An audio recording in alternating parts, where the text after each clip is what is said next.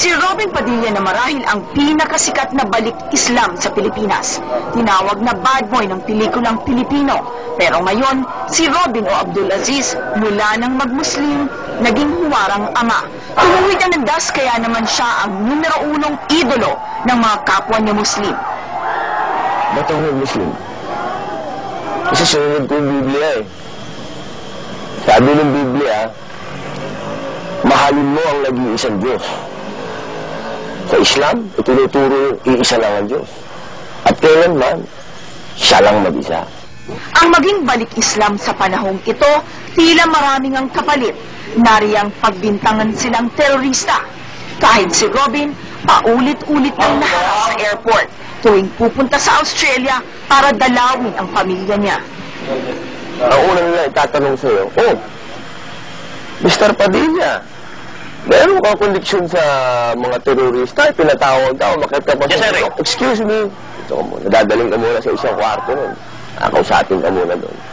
Medyo, ikaw, kwento mo lang ang buhay mo, 10 years.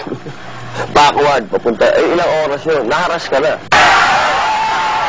Batang matanda, nagnanais masilayan man lang si Robin.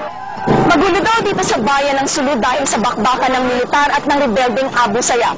Pero sa araw na ito, iba ang pinagkakaguluhan ng mga tao. Si Robin Padilla, isang balik Islam na narito ngayon para isulong ang kapayapaan.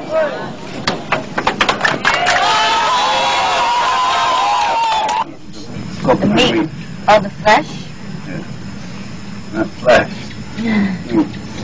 Paggulan ng kamera para sa dokumentaryo ni Robin, kapayapaan pa rin ang pinag-uusapan.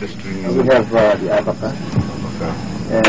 Kahit ako, naimbitahang makigrupo para magbigay ng opinyon tungkol sa gulong nangyayari sa Mindanao. Sa mata kasi ng dalawang artistang Australianong ito, mahirap paniwalaang sa mga payapang tao sa Pilipinas, may puwang pa ang gyera at ang terorismo. At mahirap ding ipaliwanag sa kanila na ang mga balik Islam sa Pilipinas ang nadadawit sa terorismo. I don't think words could describe it. The people here are just so beautiful, and I find it hard to believe that there's a war here. You know, that there is, that it's not as peaceful as some other areas in the Philippines, because the people here, if it wasn't for the armed guards, you wouldn't know.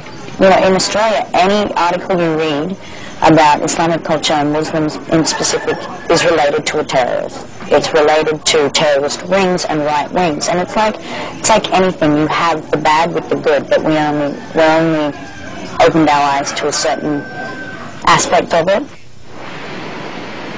Kung may nagsasabing ang mukha ng balik Islam ay terorismo, una itong pabubulaanan ng anak ni Robin na si Queenie.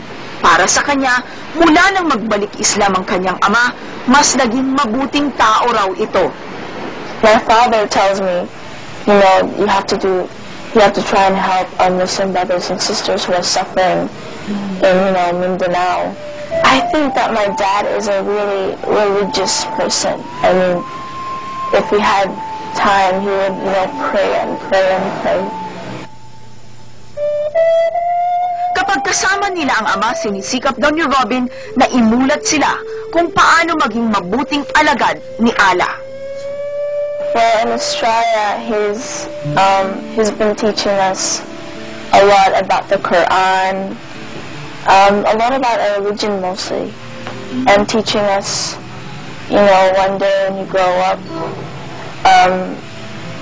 you gotta start to wake up and look through what's happening. Alam mo, sa Islam, ang sabi, lahat na nangyayari sa tao, pagsubok mo yan. Kung paano mo dadalhin ng pagiging Muslim mo. Isang pagsubok na dapat ay lahat tatanggapin natin lahat ng maganda. Yung wala tayong pinapatay, kapatid. Dahil hindi ako naniniwala na ang solusyon sa problema ay pagpatay ng tao. Kung dati masalimuot ang buhay ni Robin, nagbago ang ihip ng hangin. Nang magbalik Islam si Bad Boy, natagpuan daw niya ang kapayapaan sa kanyang puso. Bismillahirrahmanirrahim. Qul huwallahu ahad. Allahu samad. Lam yalid wa lam yulad. Wa lam yakul lahu kufuwan ahad.